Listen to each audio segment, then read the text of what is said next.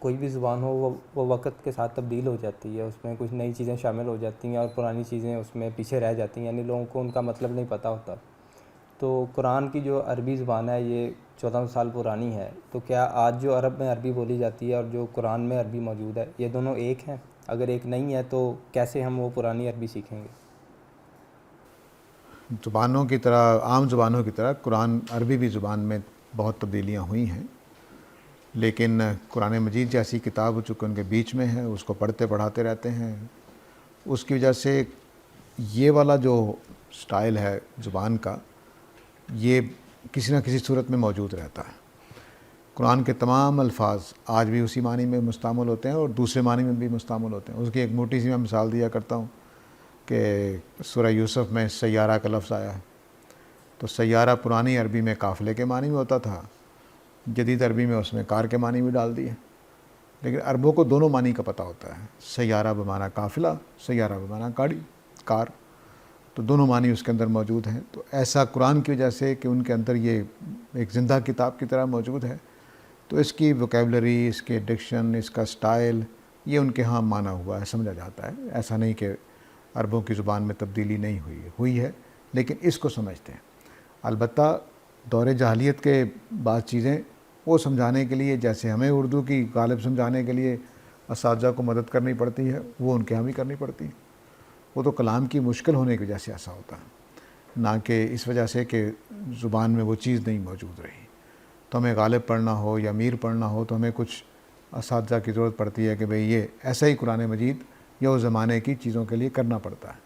اس کو موٹی مثالوں سے سمجھیے۔ مثلاً بعض پرانے تصورات ہیں جو اب موجود ہی نہیں ہیں۔ مثلاً سوال پیدا ہوتا ہے کہ حضرت یوسف کو جب کنویں میں پھینکا گیا تو وہ ڈوبے کیوں نہیں؟ تو اس کی وجہ یہ ہے کہ کنویں ایسے ہوتے ہیں کہ اس میں ڈوبا جائے۔ یہ ہمارے زمانے میں سوال پیدا ہوگا، پرانے زمانے میں سوال ہی پیدا نہیں ہوگا۔ کہ جو کنویں ہوتے تھے وہ اس میں پانی 1.5-2 فٹ 3 فٹ ہی گہرا ہوتا تھا، بس نیچے پتھر ہوتے تھے، سخت زمین ہوتی تھی، تو اس میں ڈوبنے کا کوئی تصور نہیں ہے۔ ہاں آدمی پھنس گیا اس میں، اب وہ نکل نہیں سکتا کیونکہ کنواں اونچا ہوتا ہے بہت کا، تو پھنس ضرور جاتا تھا، لیکن یہ نہیں کہ وہ ڈوب جائے گا۔ تو اس طرح کی بہت ساری چیزیں پھر بتانی پڑتی ہیں۔ تو وہ تو مشکلیں ہیں قرآن مجید کی کہ اس میں بعض پرانے تصورات ہیں، بعض پرانی چیزیں ہیں، لیکن زبان کے اعتبار سے قرآن کی زبان ابھی زندہ ہے۔ البتہ دور جاہلیت کی زبان جو تھی وہ قرآن کے فیض سے کچھ زندہ ہے، لیکن بہرحال اساتذہ کی ضرورت پڑتی ہے اس میں۔ اب دوسرا حصہ تھا کہ سیکھیں کیسے۔ الحمدللہ مسلمانوں نے حضرت عمر کے حکم کے مطابق بہت ساری چیزیں اکٹھی کی، جمع کر دیں۔ اس زمانے میں جو شاعری تھی، اس زمانے میں خطبات تھے، اس زمانے کی کہانیاں تھیں، وہ انہوں نے اکٹھی کر دی ہیں، اور اب ہمارے پاس اتنا مٹیریل ہے کہ ہم 7 سال کا کورس پڑھتے رہتے ہیں، وہ ختم نہیں ہوتا، بہت زیادہ مٹیریل ہے۔ تو آپ یہ کلاسیکل جو عربک ہے اس کو سیکھ سکتے ہیں۔ اور مثلا میں ہوں تو مجھے جدید عربی سے بہت تھوڑا شغف ہے، بلکہ کہنا چاہیے کہ آتی ہی نہیں ہے۔